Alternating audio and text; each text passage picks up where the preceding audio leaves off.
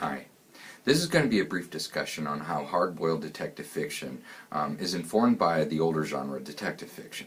As you can guess, there is an obvious link. But here are the things I kind of want to have you keep in mind.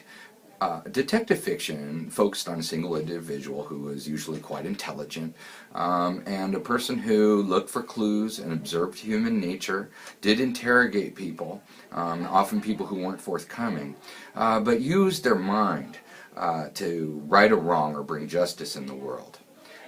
Just like many other crimes, there originally is often a murder, and you have suspects and you have clues that you'd be following around to try to make truth of and bring that person to justice. Some of the ways in which it's different than some of the other types of fiction, however, would be the idea that a person is not brought to justice through violence, or through tricks or traps, but through basically the assembling of evidence in front of them. It's often urban in the sense that you don't have the Wild West shootouts and things like that. Often outside of the initial murder, there's often no violence at all.